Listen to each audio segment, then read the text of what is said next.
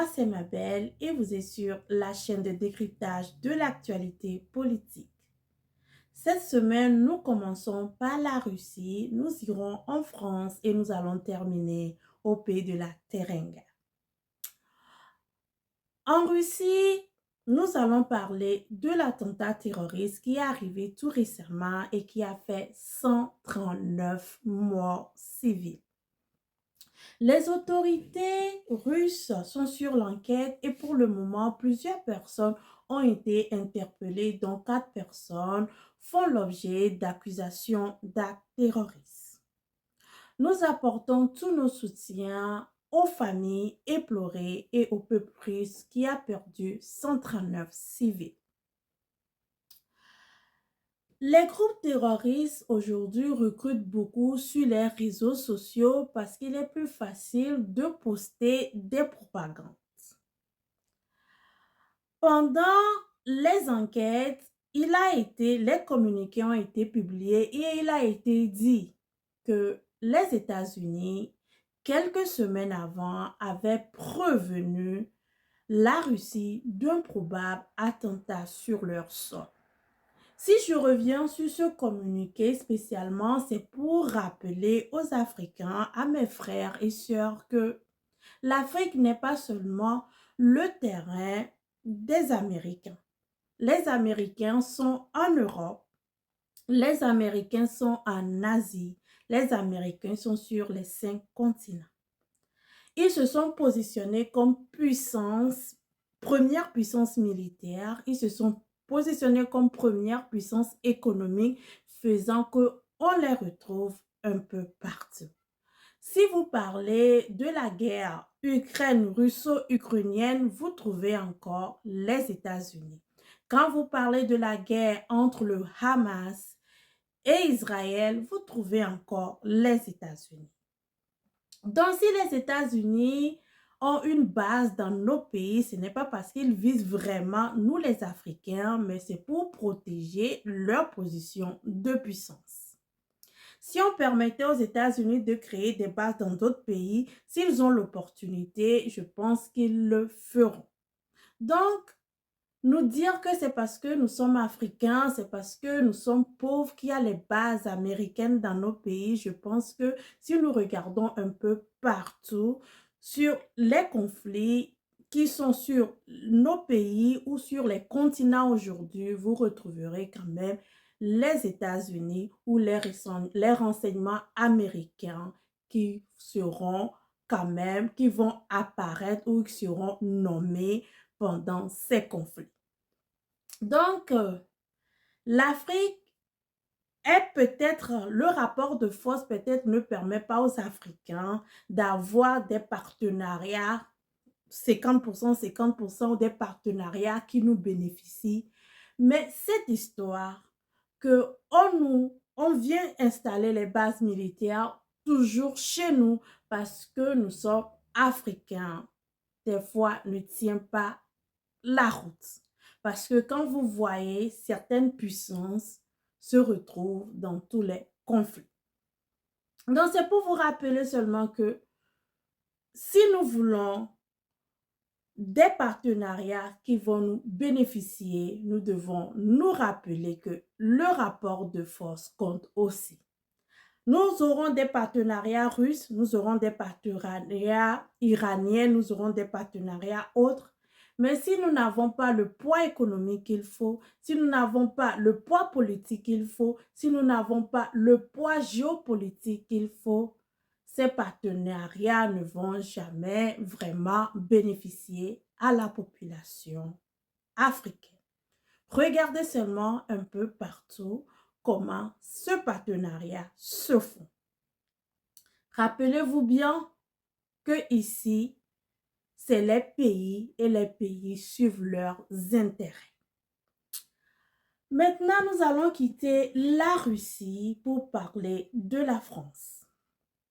Eh bien, la dernière fois que nous avons parlé du président français, c'est à son entraînement de boxe parce qu'on s'attendait à ce qu'il y ait un combat entre le président français et le président russe. Ce qui n'est pas arrivé ou ce qui n'est pas encore arrivé. mais pourquoi pas deux hommes qui utilisent un peu de la testostérone. Les gens verront. Mais aujourd'hui, nous parlons du voyage du président français au Brésil. Si vous connaissez le Brésil, c'est ces pays, au début, on les appelait pays émergents. Maintenant, ces pays sont presque émergés et sont devenus aussi des puissances en quelque sorte.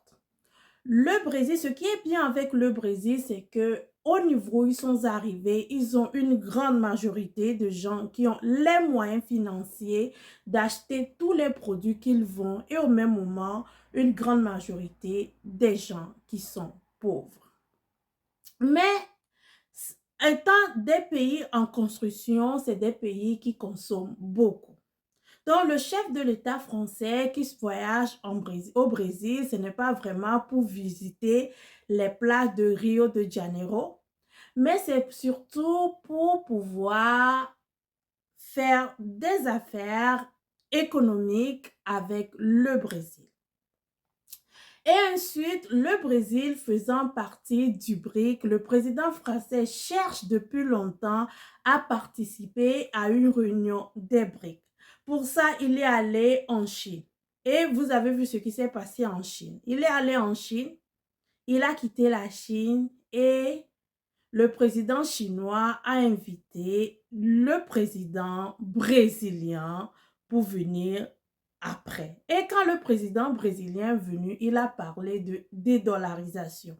Ce que les gens avaient trouvé un peu étrange politiquement, puisque le président français venait juste de quitter la Chine. Les gens avaient prédit que le prochain move du président français, c'est de rétablir de bonnes relations avec le Brésil, avec qui il n'avait pas de bonnes relations après que l'ancien président brésilien avait fait des remarques qu'il n'a pas appréciées par rapport à sa femme. Et on comprend ça, tout homme a le droit de protéger sa famille. Donc, le président français au Brésil, accompagné par des partenaires économiques français pour chercher des investissements à faire au Brésil et ensuite pour sauver la forêt amazonienne. La dernière fois aussi que le président français a cherché à sauver les arbres, c'était en Afrique et spécialement au Gabon. Après son départ, le président gabonais a connu un coup d'État. Donc, pour les Togolais, peut-être que depuis la forêt amazonienne, le président français est en train d'envoyer des subliminaux pour dire aux Togolais que le prochain coup d'État sera au Togo, qui vient de connaître un autre coup d'État constitutionnel. Du jour au lendemain, le pays est passé de la 4e République à la 5e République. Mais ils ne sont pas encore arrivés là. Le président français, qui est en voyage au Brésil, est en train de renforcer ses relations avec le peuple brésilien, mais surtout cherche à percer le groupe des BRICS. La France ne pouvant pas participer au BRICS, puisque pour faire partie des BRICS, il faut qu'on t'envoie une invitation. La France n'a pas reçu l'invitation pour faire partie des BRICS. Le président français se dit, si on ne m'invite pas, moi-même, je m'invite. Donc, il a déjà visité l'Inde, la Chine, le Brésil. Maintenant, il lui reste l'Afrique du Sud à visiter. Et les réunions des BRICS se font souvent en Afrique du Sud. Mais la question que tout le monde se pose, pourquoi la France, qui se dit économiquement stable, pourquoi la France, qui se dit 7e puissance au monde, est intéressée autant par les BRICS? Nous sommes maintenant dans un monde où on a deux groupes. Le groupe des G5, mais il y a des pays des BRICS aussi qui font partie des G5. La Chine fait partie des BRICS et la Chine fait partie du G5. Donc, il y a de l'autre côté les pays puissants Et enfin, à côté, les BRICS qui sont aussi puissants. L'Inde est une puissance aussi. L'Inde s'en sort très bien. La Chine s'en sort aussi très bien. Le Brésil s'en sort. Il n'y a que dans le groupe, vraiment, l'Afrique du Sud qui encore peine avec certains domaines économiques, mais on dirait que ces pays quand même s'en sortent par rapport à d'autres. Mais pourquoi la France cherche à être tellement membre des BRICS? Est-ce que c'est pour le côté économique, partenariat d'affaires, ou il y a autre chose qui se cache derrière l'insistance du président français à être membre des BRICS? Ce qu'on nous a toujours raconté, que la santé financière française est fragile et que la perte de certains territoires africains font que la France peut reculer économiquement, parce que ce n'est pas encore prouvé, mais peut reculer économiquement, puisque après la décolonisation, la France puisait encore ses matières premières dans certains pays africains gratuitement et le revendait sur le marché.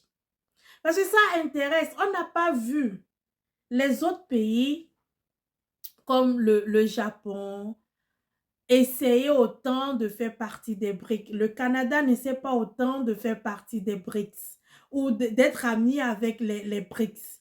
Quand vous prenez une puissance, l'Allemagne, qui est la première puissance européenne, elle ne cherche pas tant à se faire voir, à voyager dans les pays membres du BRICS. Il n'y a que la France qui le fait à travers son président français. Donc, est-ce que il y a possibilité qu'un jour nous retrouvons la France membre des BRICS? Être membre des BRICS, ça ne veut pas dire que tu es un pays pauvre ou un pays très, très, très endetté. Mais nous savons qu'on ne met pas pour le moment les BRICS au même niveau que l'autre groupe qui est plus développé, qui sont membres des Nations Unies, qui ont le droit de veto. Il y a des pays des BRICS même qui ont le droit de veto. La Russie et la Chine, membres des BRICS, ont le droit de veto. Donc, bon, qu'est-ce que le président français cherche à être autant près des BRICS? L'avenir, nous suivrons cette affaire et peut-être bientôt et du président Macky Sall. Le 2 avril, le président Macky Sall passera le pouvoir à son successeur Bassirou Diomaye Faye. L'histoire retiendra le combat du peuple sénégalais qui a su garder cette tradition politique malgré tout ce qu'ils ont traversé. Et l'histoire retiendra 4 acteurs politiques. Pour moi, le premier acteur politique de cette histoire, c'est Amadouba. Eh bien, les gens disent que Amadouba ne vivra pas pour aller aux élections. Amadouba a survécu. Les gens disaient que Amadouba ne sera pas sur la ballette et qu'à la dernière minute, il sera remplacé par Macky Sall ou un autre candidat. Amadouba était sur la ballette. Les gens disent que Amadouba n'aura même pas 5% des voix à cause de ce qui s'est passé, à cause du fait que les élections on a tenté de reporter les élections. Eh bien, Amadouba a eu pratiquement plus de 28% des voix. Donc, l'histoire retiendra que Amadouba a défié tous les pronostics à son niveau. Et pour tout clôturer, il a reconnu sa défaite, il a appelé Bassirou et il lui a dit, mon frère, tu es le gagnant de cette course présidentielle. La deuxième personne, c'est Ousmane Sonko, qui a créé son parti, le PASTEF, et qui traversait des problèmes judiciaires de mœurs et autres. Puisque jusqu'à présent, il n'a pas été condamné pour son problème de mœurs, mais il a été condamné pour autre chose, pour une autre histoire par rapport à la jeunesse. Mais nous ne sommes pas là pour rappeler ces épisodes, c'est pour seulement dire que Ousmane Sonko a décidé, le fait qu'il n'allait pas se présenter aux élections présidentielles, de désigner Bassirou Diomaye Faye, son numéro 2. Ça n'arrive pas souvent. Dans certains pays africains, les partis politiques sont en train de mourir parce que les chefs de partis politiques sont incapables de désigner un successeur. Dans certains pays, la lutte politique disparaît. On commence la lutte politique. À un moment donné, le chef, le responsable de la lutte politique, il est fatigué, il n'en peut plus. Il voit des jeunes qui sont derrière eux, les jeunes qui sont prêts à se battre. Mais il refuse de les nommer, il refuse de leur donner ses positions. Ils veulent continuer la lutte. C'est pour ça qu'il y a dans certains pays, jusqu'à présent, il y a des difficultés à avoir l'alternance. Vous pouvez imaginer que en Côte d'Ivoire, malgré tout l'amour que j'ai pour le président Gbagbo, malgré tout le respect, il cherche à se présenter encore aux élections présidentielles, alors qu'il y a plein de talents, plein de jeunes Ivoiriens avec qui j'ai fait en Occident, qui sont capables de délivrer autant quand lui-même il délivre ses discours politiques. Donc, Ousmane Sonko, si jeune, mais qui a compris que la course, quand vous courez ensemble, c'est comme un relais. Oui, quand vous courez ensemble dans la course politique, c'est comme un relais. Quand tu n'en peux plus, tu peux avoir le courage de faire passation à quelqu'un d'autre pour continuer la course. Et il est aussi jeune et il a compris. Ça fait de lui quand même un visionnaire et j'espère que entre lui et Bassirou Faye, il y aura de l'attente. C'est vrai, dans le domaine politique, le pouvoir ne se partage pas. Et nous avons plein d'exemples, pas seulement en Afrique, un peu partout dans le monde, des amis que le pouvoir a séparés. Mais j'espère que Diomaye Faye fera autrement parce que Ousmane Sonko a fait autrement, lui donnant la possibilité d'accomplir son destin. Maintenant, l'autre, c'est Macky Sall. Oui, lui aussi a joué son rôle. Dans la sous-région, c'est les 3e mandats et les 4e mandats dans la sous-région. Il fait partie d'un groupe politique appelé CEDEAO où tous ses amis sont dans les histoires de 3e, 4e mandat.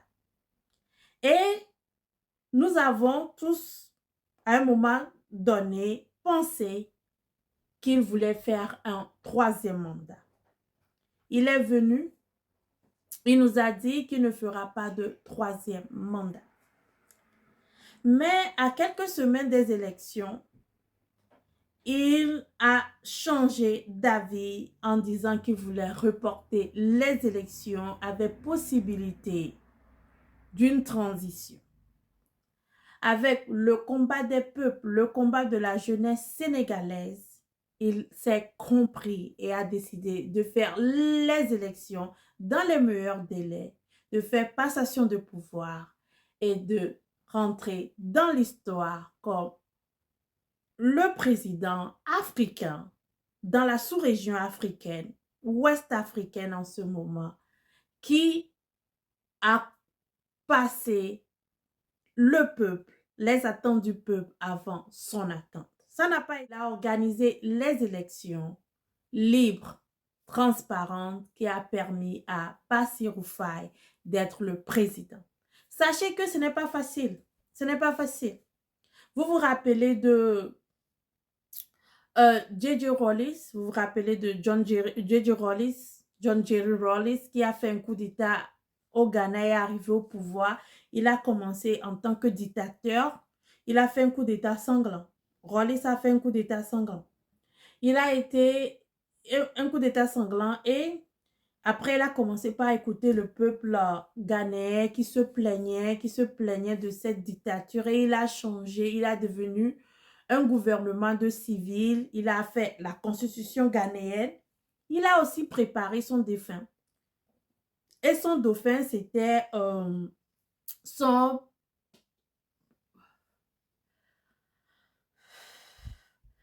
Vous vous rappelez du président ghanéen? Vous vous rappelez du président ghanéen John Rawlings qui est arrivé au pouvoir par un coup d'État. Et quand le peuple ghanéen se plaignait, Rawlings a décidé de faire les choses autrement. Donc, il a changé son régime militaire à un régime civil. Il a donné au Ghana une constitution. Alors, il a décidé de préparer lui aussi son dauphin. John Rawlings a préparé son dauphin, c'était Atta Mills.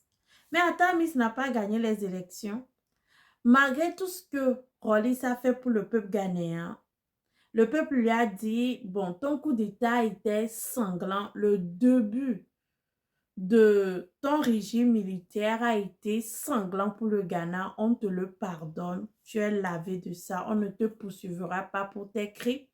Mais on ne veut pas de ton dauphin. John Jerry Rawlings n'a pas pu placer Atta Mills.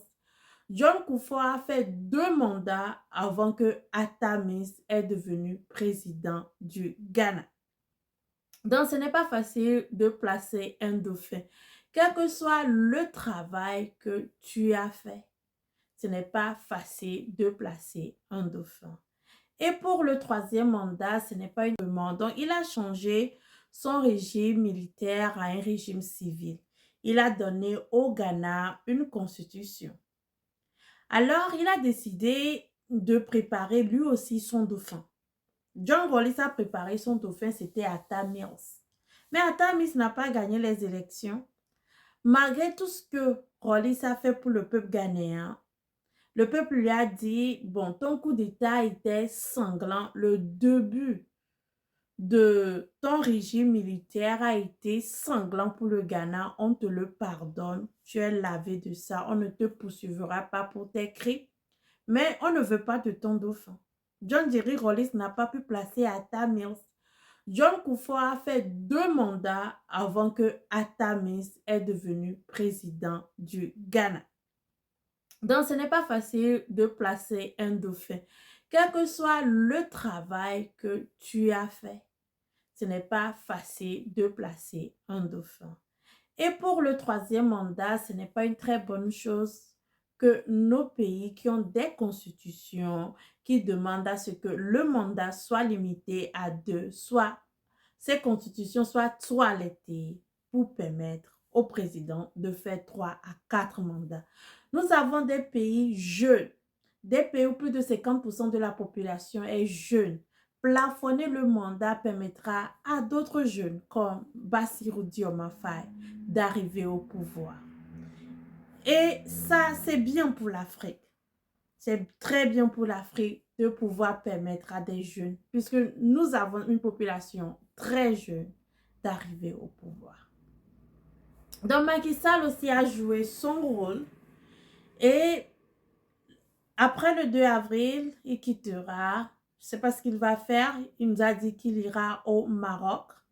Et après, oui, il y avait un poste qui lui a été trouvé dans une organisation internationale. Peut-être qu'il ira directement où il va attendre un peu avant d'y aller. On ne sait pas trop bien. On lui souhaite aussi bonne chance. Et enfin, Bassirou Diomaye Faye. Dans l'une de mes vidéos, j'avais dit que je voudrais vraiment savoir qui nous fait autant parler, qui nous donne autant de la passion pour la politique sénégalaise. Eh bien, c'est Bassirou Diomaye Faye. Avoir été numéro 2 du PASTEF et finir numéro 1 président de la République, c'est un homme à un grand destin. Et tous ces 4 hommes, Amadou Ba, Ousmane Sonko, Macky Sall et Bassirou Diomaye Faye ont choisi la paix. Ils ont choisi l'apaisement. Ils ont choisi l'entente. Ils ont choisi le peuple sénégalais. Vous savez, il y a des gens qui sont sur les réseaux sociaux et qui sont indépendants. Ils peuvent traiter tous les sujets comme ils veulent. Et puis, il y a des gens qui sont sur les réseaux sociaux, qui travaillent pour des organismes. Vous ne voyez pas ces organismes. Derrière eux, c'est des organismes qui ont des agendas. et ils viennent chez vous quand ça, ce n'est pas bon. Donc, quand c'est bon, il faut qu'ils viennent mettre leur bombe, bien mettre leurs problèmes pour que vous puissiez vous commencer par vous battre et vous les appeler venir comme arbitre. Donc, il y a aussi ça, des gens qui sont sur les réseaux sociaux qui préfèrent les problèmes aux solutions.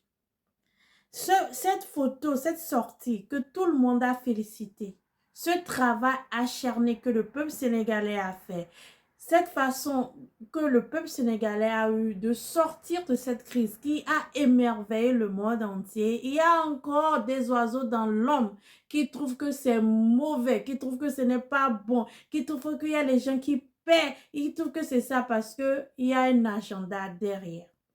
Posez-vous les questions pourquoi ces personnes ne vont pas vendre cette haine, cette guérilla, cette lutte perpétuelle dans leur pays. Parce que nous connaissons certains et nous savons exactement ce qui se passe dans leur propre pays.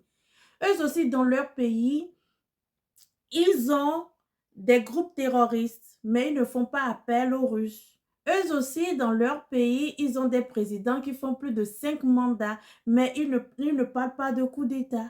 Eux aussi, dans d'autres pays, ils ont eu des affrontements qui ont commis des morts, spécialement au nord de leur pays. Ils ont eu des combats qui ont mis beaucoup de civils, ont perdu leur vie, mais ils ne demandent pas qu'il y a compte rendu. Qu'on ne rende pas de quoi, ils ne demandent pas que les autorités rendent des comptes pour tous ceux qui sont morts au nord de leur pays. Non.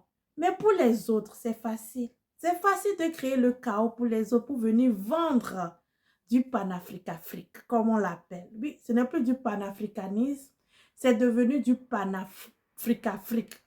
Créer le chaos chez les autres pour venir les vendre une solution appelée la Russie. Malheureusement, je ne dis pas que les Russes n'ont pas une volonté. Les Russes ont une vraie volonté d'aider l'Afrique.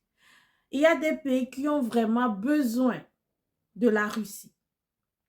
Ces pays qui ont les vrais problèmes sécuritaires. Mais le Sénégal n'a pas ce problème sécuritaire. Et je sais que les Sénégalais trouveront le meilleur moyen de régler ces problèmes comme ils l'ont fait et prouvé au monde entier que quand il y a crise, il y a solution. Et que le peuple sénégalais, le peuple africain, nous aussi, nous pouvons nous asseoir, nous comprendre, nous entendre. On veut nous faire, c'est ce que je dis, sur les réseaux sociaux, il y a des gens qui veulent nous faire croire que les crises politiques, c'est seulement en Afrique. Il y a les crises politiques en France. Il y a eu les crises politiques en Angleterre. Ce n'est pas le premier ministre on a demandé au premier ministre de démissionner. On a pris une femme. La femme n'a même pas fait quelques mois. Elle aussi, elle a démissionné pour permettre maintenant au troisième premier ministre de diriger le pays. Les Anglais qui ont colonisé le monde entier. Ils sont passés de 3 ministres en espace de combien? À peine de 2 ans.